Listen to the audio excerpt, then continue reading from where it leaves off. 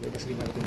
Baik, terima kasih rekan-rekan media menyikapi ya, putusan bebas yang diputuskan oleh Pengadilan Negeri Surabaya terhadap seorang yang rekan media sampaikan tadi, bahwa kami melihat hakim dalam perkara ini tidak menerapkan hukum sebagaimana mestinya, ya, atau dalil-dalil yang disampaikan oleh jaksa penuntut umum tidak dipertimbangkan sepenuhnya oleh majelis, sehingga hakim membebaskan terdakwa dalam perkara ini.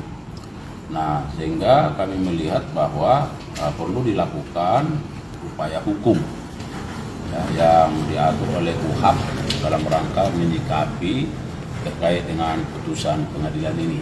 Dan berdasarkan KUHAP ya, dalam pasal 245 diatur bahwa jaksa penuntut umum diberikan waktu 14 hari sejak putusan untuk menyatakan kasasi, dan setelah dinyatakan kasasi maka ada waktu 14 hari juga bagi jaksa penuntut umum untuk menyusun dan mengajukan memori kasasinya. Nah, pada kesempatan ini kami sedang menunggu salinan putusan dari pengadilan untuk melakukan kajian dan untuk membaca, meneliti, mencermati pertimbangan-pertimbangan yang ada dalam putusan itu, sehingga hakim mengambil putusan membebaskan terdakwa. Artinya tadi kan dikatakan tidak menjalankan hukum Bang, ya? Atau yang hakim itu disebut itu di bagian apa sih Bang?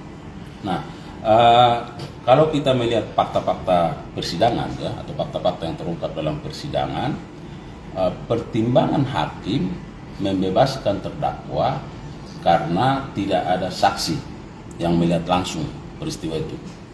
Satu, yang kedua, bahwa matinya atau meninggalnya korban itu lebih didasarkan pada pengaruh alkohol. Nah, kami melihat bahwa hakim tidak melihat ini secara holistik peristiwa ini, ya, tetapi hakim justru melihat sepotong-sepotong. Seharusnya hakim harus mempertimbangkan, misalnya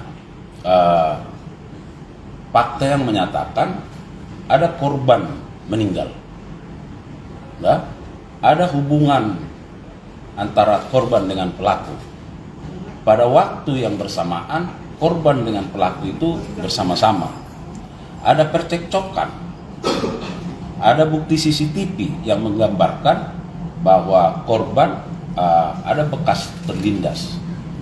Ada visum et repertum yang menjelaskan bahwa ada luka yang dialami oleh korban. Nah, seharusnya ini yang harus dipertimbangkan oleh majelis hakim secara holistik, memandang ini sebagai satu pembuktian yang utuh. Nah, saya perlu sampaikan kepada rekan-rekan media bahwa dalam hukum pidana kita ada dikenal pembuktian dengan keting bewes.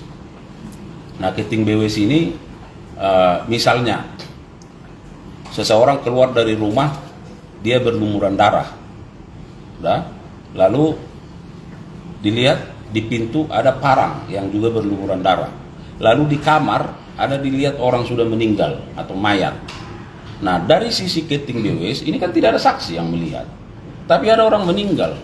Artinya apa? Ini adalah fazil-fazil yang harus dibangun oleh majelis, sehingga harus dilihat pembuktian ini secara holistik. Ini ada meninggal, lalu siapa yang harus bertanggung jawab terhadap orang yang meninggal? Apakah hanya bisa didasarkan pada bukti yang menyatakan bahwa karena pengaruh alkohol atau karena tidak ada saksi?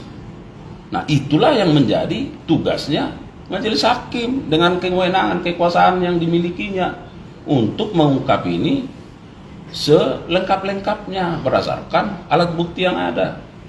Nah, kalau kita mengacu kepada pasal 184 KUHAP, di sana ada keterangan saksi. Nah, kemudian ada keterangan ahli. Tentu ahli menjelaskan posisinya surat. Apa suratnya? Visum et repertum. Apa suratnya? Selain visum et repertum tadi, dilihat CCTV.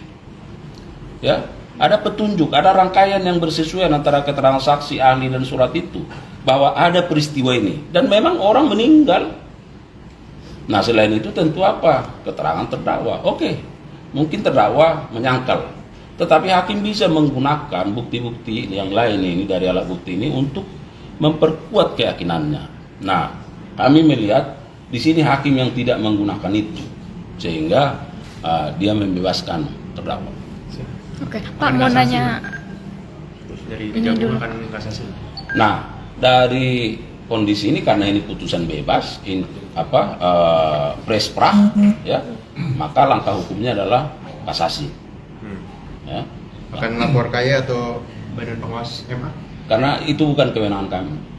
Artinya kami tidak di ranah itu, ya, tidak di ranah itu.